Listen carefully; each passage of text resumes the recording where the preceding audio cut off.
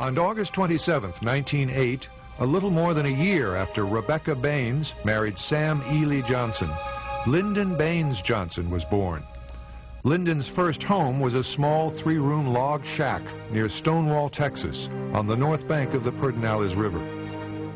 Lyndon's ancestors on both sides of his family were once prominent in education, politics, and the Baptist Church. In the late 19th century, his uncles and grandfather were Texas pioneers who settled the land and drove cattle to Kansas on the Chisholm Trail, fighting Indians along the way.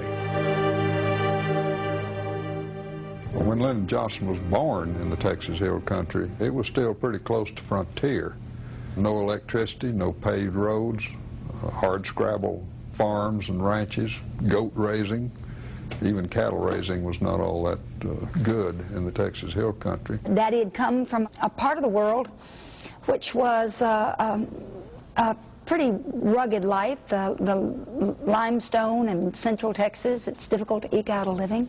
That rugged land was no friend of Lyndon's father, Sam Ely Johnson, an unsuccessful small farmer and rancher. Living off that dry, dusty land was almost impossible. To put food on the table, Lyndon's father toiled at whatever jobs he could find in work-poor South Central Texas. The family was not dirt poor, but they never really had any money. Sam was self-educated and tough, as befitted the times. Lyndon's mother, Rebecca, a gentle, well-educated teacher from the city, had a hard time with the arduous dawn-to-dusk frontier life. Her tedious chores in running an unproductive, isolated farm were more than she expected when she married Sam. Lyndon, their firstborn, was a gifted child who could spell and recite poetry from memory when he was 4. He was spoiled by his mother, who poured all her love into Lyndon. He was very attached to his mother, who was a remarkable woman in a time when few women were educated. In those early days in Texas, she graduated college, had a gift for the arts, literature, history. She was really a cultivated woman. By the time Lyndon was 8, he had 3 sisters, Rebecca, Josepha, and Lucia, and 1 brother, Sam Houston. Now, with a larger family and the unforgiving hill country, Sam Johnson had difficulty coping with the pain of failure.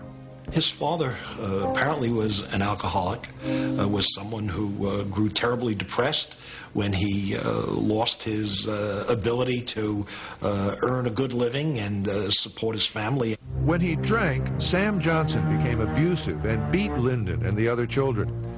When he was sober and working, he was kind and open-hearted. Understanding other people's problems led to what some considered Sam Johnson's calling. When he wasn't farming, he was a politician, a populist Democrat who had been elected 6 times to the rough-and-tumble state legislature in Austin. Though his pay was low and his other compensations poor, Sam Johnson felt good helping others during those difficult times. As a small boy, Lyndon often accompanied his father on his political rounds. He was proud to show Lyndon off, and Lyndon was very proud of him. And a lot of people said he's just like his daddy. He looks like his daddy, walks like his daddy, talks like his daddy. And he did imbibe an awful lot from his father about Texas politics. His father taught him about public service. His father's commitment to civil rights was something that Lyndon Johnson learned at his knee. My grandfather had stood up against the Klan in Central Texas. Lyndon was happy his father took him to the legislature and on the campaign trail, but as a youngster he realized that his father's hard drinking and volatile temper were frequently at war with his gentle mother's desire for emotional and economic stability. So he wanted to love his father, but he couldn't because of the father's own actions toward his mother and toward himself, and because he saw the mother's scorn for the father. So I think at times he felt he was trying to conciliate between these 2 very different forces in his own family, and maybe that's part of what created in him this ability to mediate between very different forces when he became older. Rebecca Johnson had to spend most of her time scraping out a meager existence from the barren hills around the Johnson farm. She had little time to discipline her growing family. That task fell to Lyndon's father, who often bullied his wife and children. Lyndon, in turn, bullied his siblings and friends. Later, it became part of his political style. As a teenager, Lyndon was often in trouble with the local sheriff. He ran with a group of boys called the Wild Bunch. He was obstreperous, particularly as an adolescent. I mean, you know, adolescent boys often get into all sorts of difficulties, but he seemed to be very good at that, and ran around with a crowd that would drive cars, explode some dynamite. As bright as he was, Lyndon's schoolwork suffered. Yet from a very young age, he understood that his mother's love for him was contingent on his success. Somehow his mother made him feel that she would love him forever as long as he kept succeeding. He told me the story that when he brought home a bad report card one time, she actually pretended that he was dead, that he wasn't alive anymore. At the dinner table, she talked to her husband and to his younger brother, "Isn't it too bad Lyndon's not with us anymore?" So he had on the one hand this love of this powerful woman who made him feel he was the center of her life, but on the other hand, it was always conditioned on, you have to do well to earn this love. Because Lyndon started grade school when he was 4, he graduated from high school when he was barely 16. His grades were good enough for college, but he was more interested in earning enough money to buy the fancy suits he loved to wear. But it was 1924, and the Depression had already hit parts of Texas, where jobs were increasingly hard to find. He knew everything, like lots of other high school boys. And he was going to go to California, and he was going to make himself very rich. He got together with 3 or 4 of his friends, including 2 of my brothers. They were short on funds, but they wanted to come out to California to where I was, and they had an old pickup.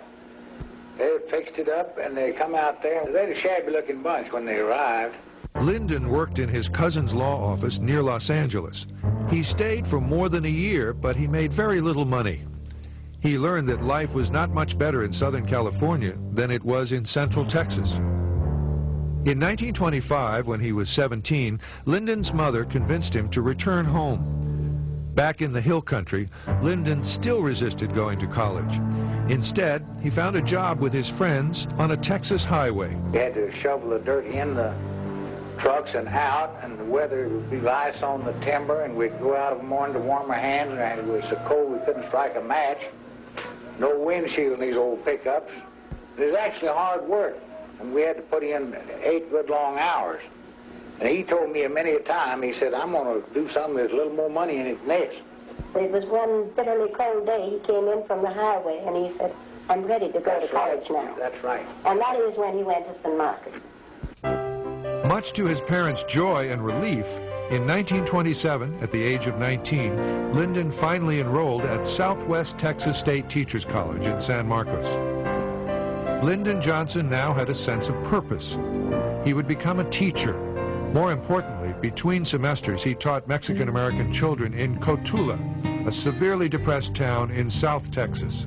There he encountered these terribly poor Hispanic children who would come to school in tattered clothes, without sufficient nourishment, and it influenced his thinking, I think, for the rest of his life. He was pained, he was anguished by what these children were suffering, and he wanted to repair the damage. He was a history teacher. He was a child of a teacher who was a child of a teacher. So it was a family tradition. He was a very difficult teacher to have in the classroom. Students complained that he could be very overbearing and chastising with them. But he taught them, and they remembered their experience years later, having had Lyndon Johnson as an elementary school teacher. In 1930, at age 22, armed with his degree, Lyndon found a job at Sam Houston High School in Houston. He taught public speaking and coached a winning debate team. Despite his heavy teaching load, he made time for politics. He worked on several Democratic campaigns with his still active father. Together, they helped Richard Clayburgh, the wealthy owner of the huge King Ranch, win a seat in Congress. On the advice of many powerful Texas Democrats, Clayburgh hired Lyndon as his congressional secretary, in reality his chief of staff. In 1932, in the midst of the Depression, Lyndon Johnson, at 23, went to Washington to start a career in politics that would have no bounds.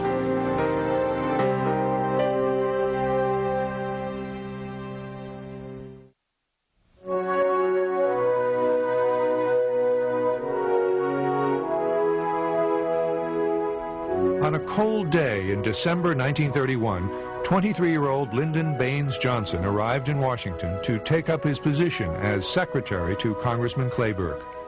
He was committed to learning everything he could about the Congress and to do everything he could for depression-racked Texas. Johnson's objective, from the minute he gets to Washington and becomes a prominent or a significant political operator, his concern was to do all he could to bring the South into the mainstream of the country's economic and political life. His association with people who needed some sort of push was lifelong, and his attitude toward helping those people, I think that attitude developed very early. Almost overnight, he was running Congressman Clayburgh's office as if it was his own. Clayburgh was rich and lazy, more interested in the high life than in passing laws. Johnson, anything but lazy, loved his new job.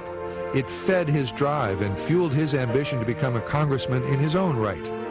Every letter that came into the congressman's office had to be answered, and it needed to be done within 24 hours. Everything had to be attended to in an aggressive and effective way. Otherwise, Johnson would come down on them like a ton of bricks. He was a really tough taskmaster. In 1932, with the country suffering in the Great Depression, Franklin Delano Roosevelt, a Democrat, was swept into office on the strength of his promise of a New Deal, a new life for every American. Johnson strongly supported Roosevelt in all his policies. He believed in what President Roosevelt was doing because President Roosevelt was trying to help the little folks who Johnson was interested in. FDR was his idol, his mentor, the man he most wanted to be like. It may be that his whole political life was formed and shaped around the image and the passions and the objectives of Franklin Roosevelt. But Lyndon Johnson was not all work and no play. He knew how to enjoy himself. In the fall of 1934, on a congressional visit to Austin, Texas, he met Claudia Alta Taylor. Known as Lady Bird, she loved books and nature and had a degree in journalism. She was from a well-off, prominent family, and Johnson was smitten by her charm, intelligence, and attractiveness. For him, it was love at first sight. He was someone who, once he made up his mind, he wanted to close the deal instantly, as he said. And so he wooed her with a whirlwind passion. He was very swift in action and had lots of wavy black hair, quite handsome. I was very impressed and a little bit inclined to run because I thought I had met up with something intense. He went down to Texas and he said, "Marry me now," and he said, "Otherwise it'll never work out." And she was just so overwhelmed, as so many people were in their lives, by Lyndon Johnson. He was the great persuader. Only 10 weeks after they met, Lyndon Johnson and Lady Bird Taylor were married in Austin, Texas in November 1934. The couple honeymooned in Mexico and then returned to Washington, where they moved into a one-bedroom apartment in a modest neighborhood for $42.50 a month. At 22 years of age, Lady Bird was learning to be a Washington wife and hostess. They were a happily married couple, but Johnson had become tired of being Congressman Clayburgh's secretary. He wanted a significant political job. He founded, in 1935, with President Roosevelt's National Youth Organization, established to help Depression-era youngsters either stay in school or find jobs. Johnson did the best job for Roosevelt of any state coordinator in the nation.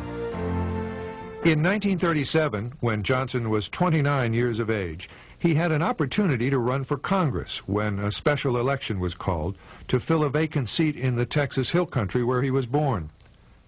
Lady Bird borrowed $10,000 from her willing father to finance the cost of the campaign. Johnson, the least known of any of the candidates, knew it was his big chance. He campaigned as if his life depended on it. And he'd be out on the road 6 o'clock in the morning, driving the highways and byways, jumping over fences, watching through muddy fields to shake a farmer's hand. He'd get up close. He'd talk to you eyeball to eyeball. And people remembered him. And they'd say, "Gosh, this terrific young fella, he's so dynamic, he's so interesting, he's so committed to Roosevelt." And sure enough, he wins this congressional seat, surprising everybody. Johnson's Texas district included the hill country he grew up in, as well as Austin, the state capital. Once in Congress, Johnson started to pour as much money as he could into his district to give its people a better life. He just felt that God had blessed you with breath, and as long as you had breath, it was your duty to try to make life better for someone in the neighborhood. Johnson needed Roosevelt's help to achieve his goals. As a congressman in the late 1930s, he wrangled a ride with FDR on a train from Galveston